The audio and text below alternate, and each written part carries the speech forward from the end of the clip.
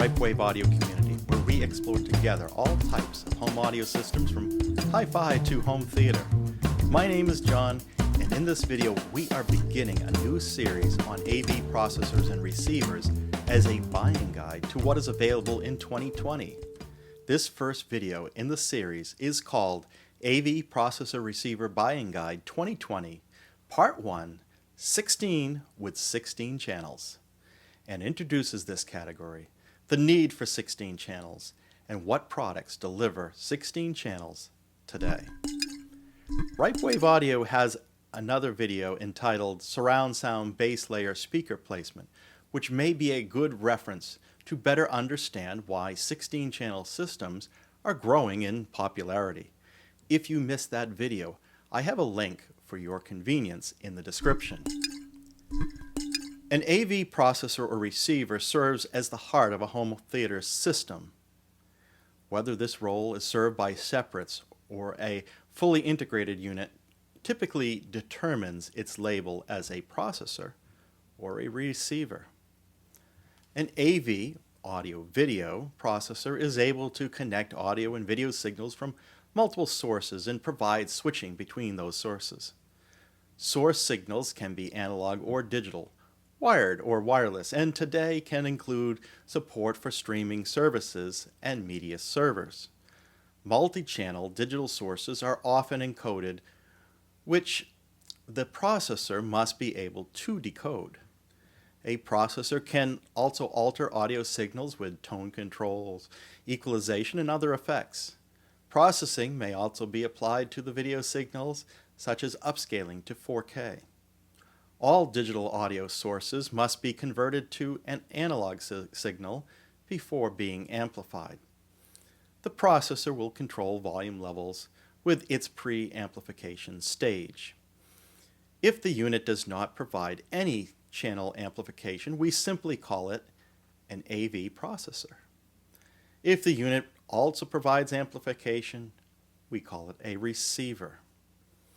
As the number of channels increase, it becomes harder to package amplification for all channels into a receiver. Compromises often have to be made by a company to offer an all-in-one receiver. Typically, you will see the watts per channel decrease as the channel count increases. If a company is able to maintain power output across all channels, the cost of the unit usually goes up. Most receivers have already moved to more efficient Class D amplification to help lower the heat and the cost to package up so many channels in a tight space. We also see a hybrid approach where a receiver provides amplification for some, but not all, the channels it is capable of processing. In the best cases, the user can assign which channels will be used, the internal amplifiers, and which channels will be diverted to the pre-amplified outputs for external amplification. This can be a more economical option and can enable customers to grow into more channels for separate amplification as budget allows. With assignable outputs, some models let you offload the front 3 channels that can be the most demanding to external amplifiers.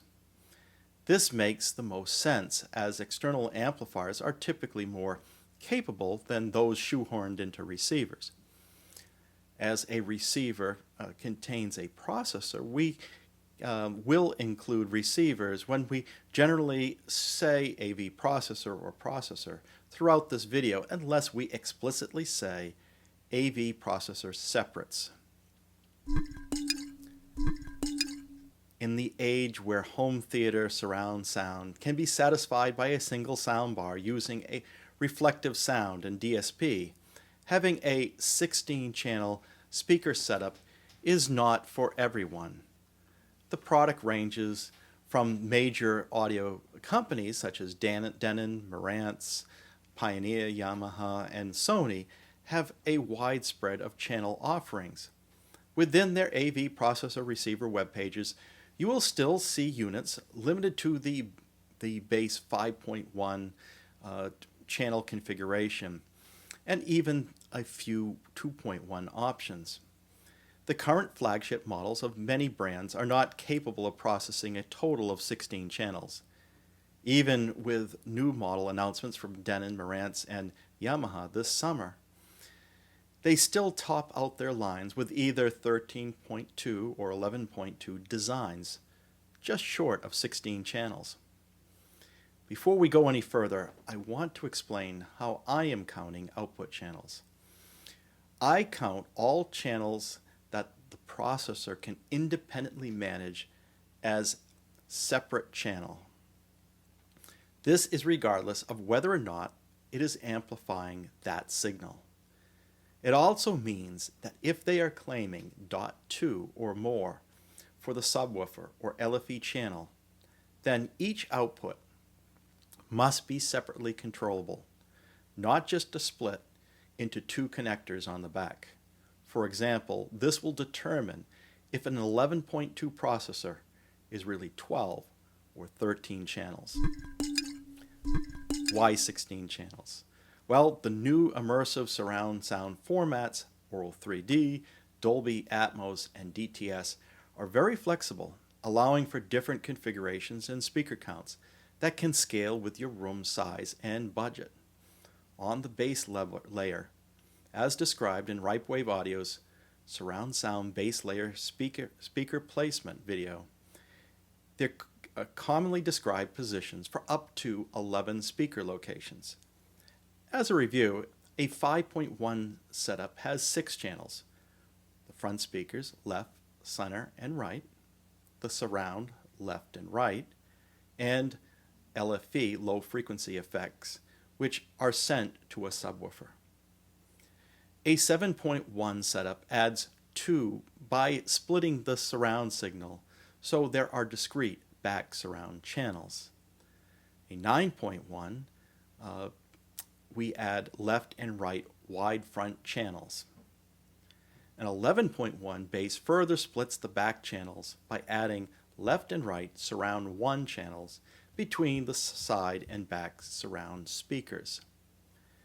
With the advent of object-based formats, height and ceiling channels are now part of the total.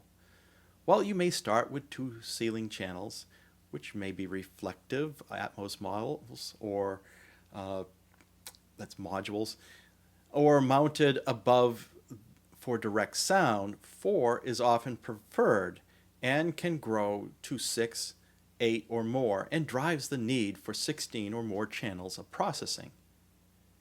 If you also want to independently control 2 or more subwoofers, plan on reserving more processor outputs for those as well. For a 7-channel base layer, combined with the upper layers between 2 and 6 channels, height or ceiling, you will need between 10 and 15 processing channels, assuming a maximum of 2 controllable LFE channels.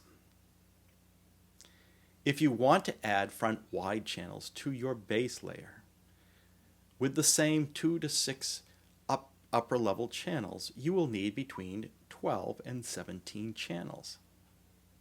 Therefore, if you extend beyond a 9.1.6 setup, even a 16-channel processor will fall short, and you will need to jump to a 20 or 32-channel processor.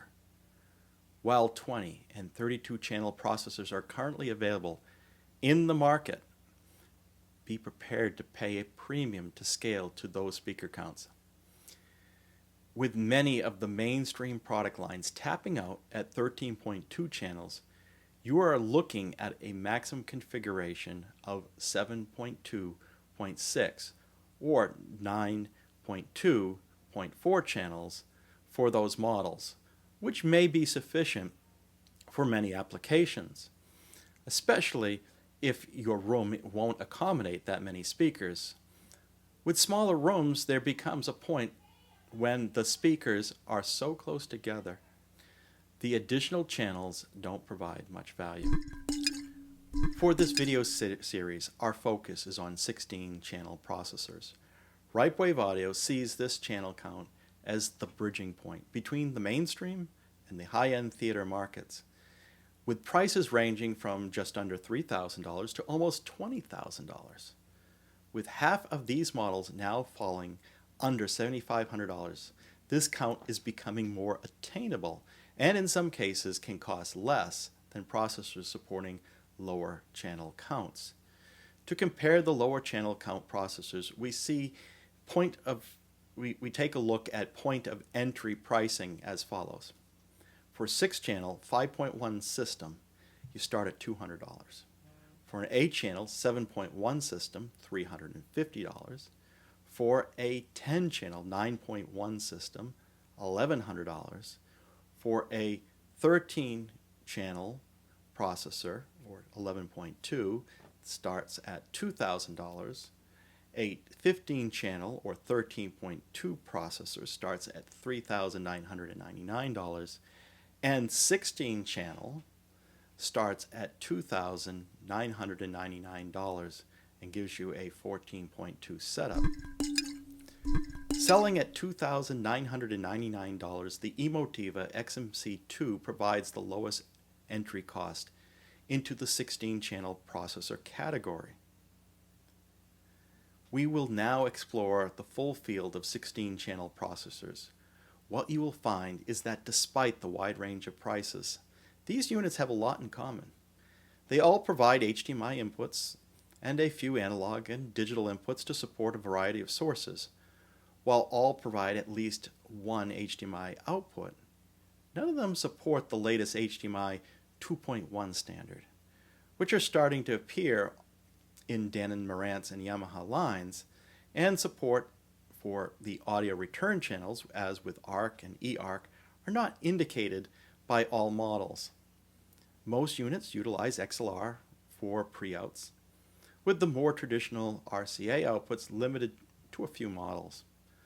Some models have internal amplification, including the Astral 16 entry from Focal, which we will look at first as we review each of the 16 models from highest to lowest cost. Focal Astral 16. Now, it's not surprising that French-based Focal, which produces $50,000 speakers like the Maestro Utopias, would have a premium offering. The Astral 16 sells for $19,900 in its base configuration, which is expandable. It is interesting to see that this category topping unit is one of the few with internal amplifiers. The Astral 16 has 12 amplified channels at 2,000 watts to 3,000 watts, depending on the impedance, with all channels driven. To deliver the other channels, 4 XLR preamp outputs are provided. Room correction is provided by Direct Live. Datasat RS20i. Datasat is a provider of commercial cinema processors, which has a line where they make their technology available to the home market. The RS20i is the home version of their Cinema AP20 product and appears to be the oldest of the roundup, being available since 2014. The RS20i is expandable like the Focal Astral 16 and supports the same Direct Live, room correction, and surround formats. What is unique about the RS20i is the heavy use of serial-style DB25 connectors to provide the I/O. The RS20i sells for $19,000. The Trinnov Altitude 16. Our next entry is from another French company, Trinnov.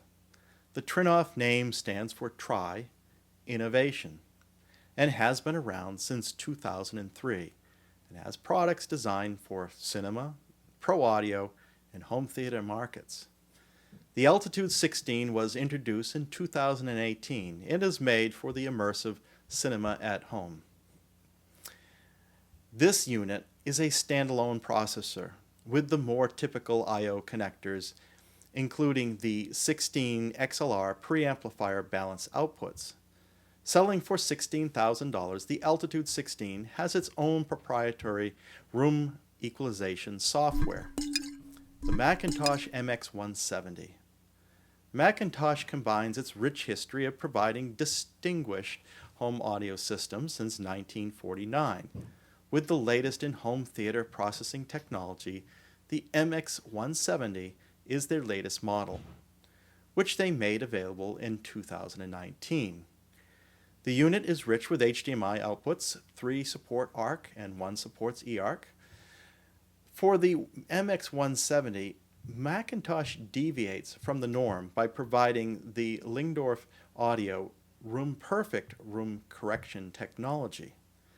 The unit follows traditional McIntosh styling cues and sells for $15,500. Bryston SP4. Canadian-based Bryston provides their SP4 16-channel immersive theater processor to complement their full line of high-end audio equipment from phono stages to loudspeakers. The SP4 was introduced in 2019 with support for Dolby Atmos, Aural 3D, and DTS, as with the previous mentioned units. Room correction is delivered by Dirac Live. Its light color is distinct among a sea of black home units, which aim to hide in the darkness of the theater. This unit sells for $13,995. StormAudio ISP 3D16 MK2. The StormAudio Immersive Sound Processor ISP 3D16 was premiered in 2017.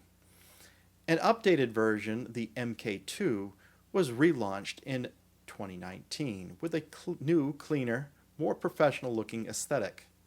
StormAudio was established to focus more specifically on immersive audio, working early with Aural technologies to deliver a product that could play back Aural 11.1 content in the home. As the third company with a French presence, we are certainly seeing a concentration of immersive audio companies in that country. The ISP 3D16 Mark II is expandable and sells for $12,500 and leverages Dirac Live room correction. This is the first unit in our lineup to also tout IMAX enhanced capabilities in addition to Dolby Atmos, Aural 3D, and DTSX support. StormAudio partners with Focal and Bryston. AudioControl Maestro X9. The Maestro X9 is the first of 2 16-channel models offered by AudioControl. Based out of the Pacific Northwest in Washington State, AudioControl makes solutions for car, home, and pro audio markets.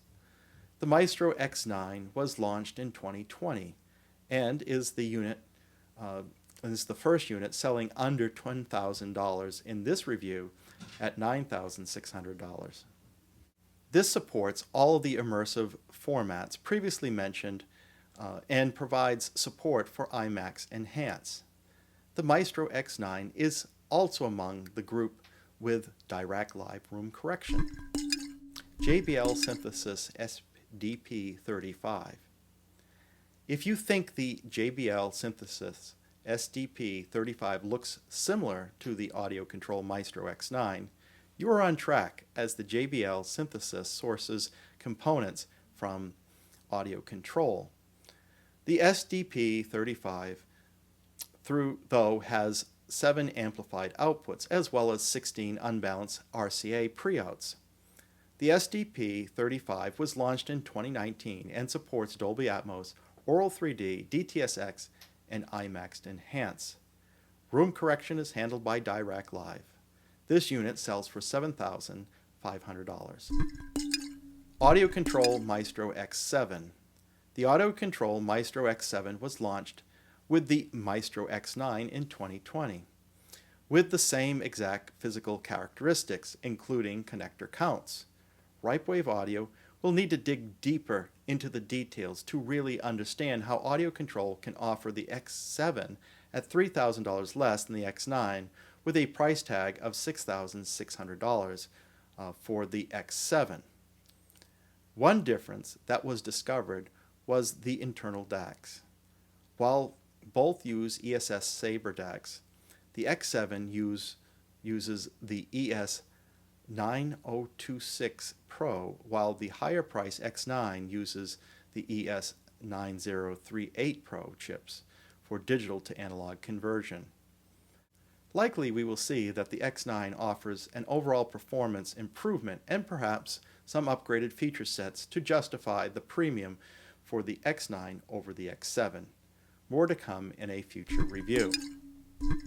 JBL Synthesys SDP-55. While the audio control products were physically identical from a connector perspective, the JBL Synthesis SDP-35 and SDP-55, while possessing a similar back panel layout, is clearly different in regards to preamplifier outputs, which includes 16 balanced XLRs on the SDP-55. The change is the result of the SDP-55 being a true separate AV processor versus the SDP-35 with its 7 channels amplification can be categorized as an AV receiver.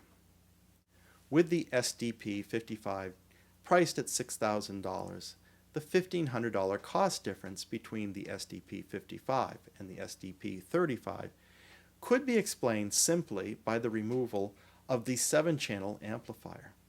However, we will still perform a deep dive later to determine how these units within the same product family are distinguished.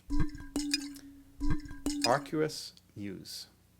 The Aracrus Muse may be the most unique model we are reviewing in the 1616s due to its relative slim form factor.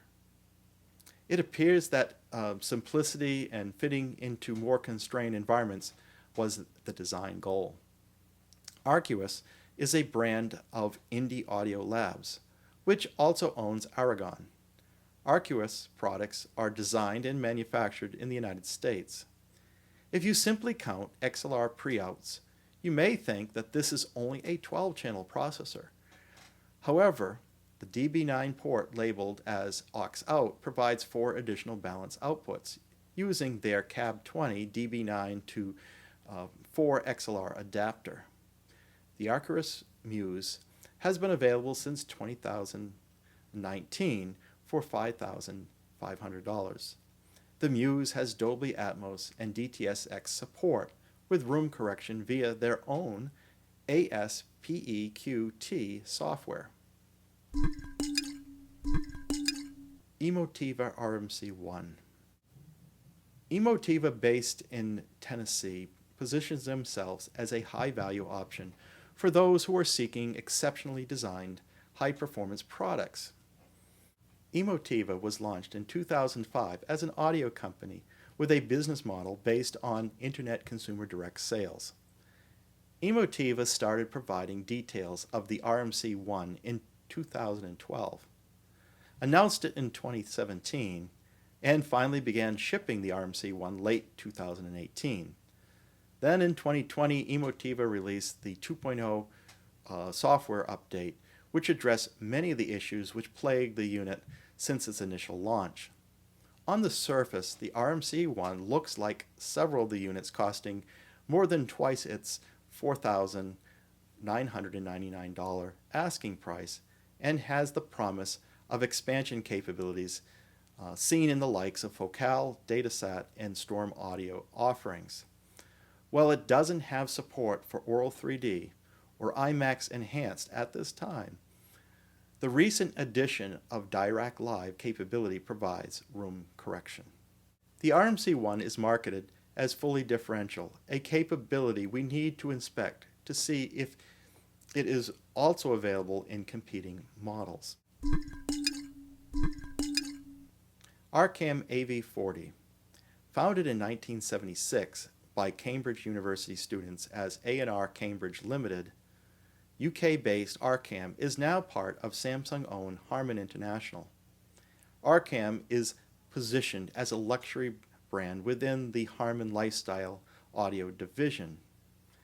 The Arcam AV40 was launched in 2019 and priced under that of the already commercialized competing Emotiva RMC-1 at $4,500.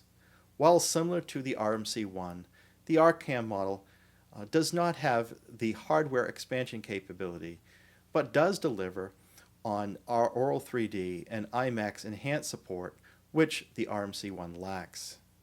The AV40 hardware borrows the same audio source chassis design from its sister Harman company JBL Synthesis as seen in the SDP-55, but selling for $1,500 less than the Synthesis model. Monoprice Monolith HTP1.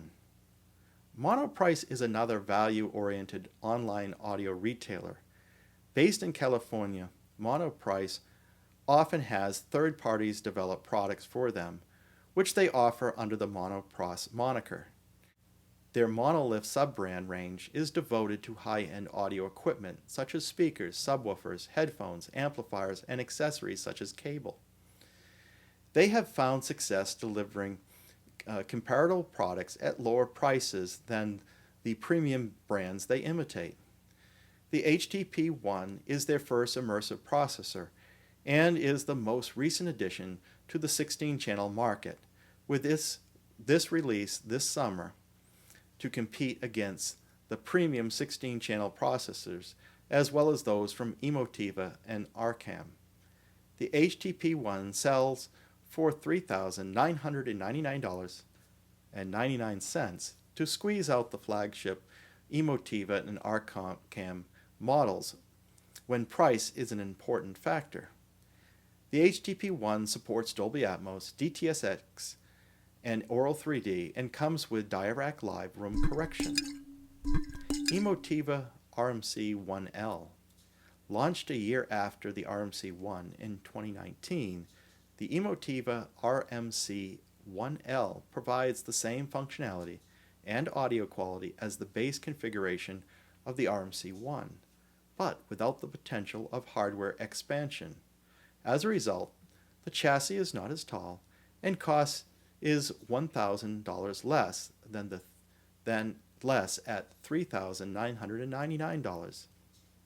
At 99 cents less than the Monoprice entry, which also is non-expandable, the RMC-1L removes the price war from the buying decision. Emotiva XMC2. The XMC2 is the next tier down in the Emotiva range from the RMC-1L and was introduced at the same time in 2019. While the RMC-1 and RMC-1L are fully differential across all 16 channels, the RMC-2 only provides fully differential outputs for the front 3 channels. Otherwise, the XMC2 is just about identical to the RMC-1L, but with a slightly different front panel layout using 1 display versus 2, and 1 less digital input. Of course, a full inspection may reveal other differentiating points. As the last product in our 16 with 16 channel review, this unit is available at the lowest price of the group, $2,999, and serves as a point of entry for 16 channel processors. So there you have it, 16 processors available today with 16 outputs. On the surface, these products have more in common than is apparent without a full review. $16,000 separates the most expensive from the least cost option. Is the experience of the top model that much better? Certainly, the expectation is that performance, features, and sonic quality will improve if you decide to jump to the next tier.